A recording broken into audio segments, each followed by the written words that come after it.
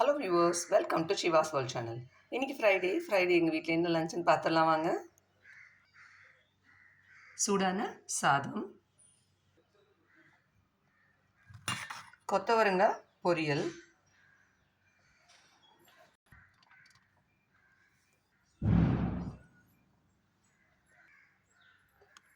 எள்ளு துவையல்,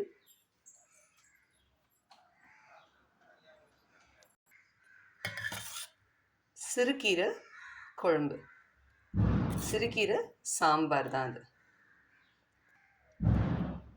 கீரை குழம்பு, இதில் கொஞ்சம் நெய் விட்டு சாப்பிட்டோன்னா செம்ம டேஸ்டியாக இருக்கும். ஜவரிசி வத்தல்,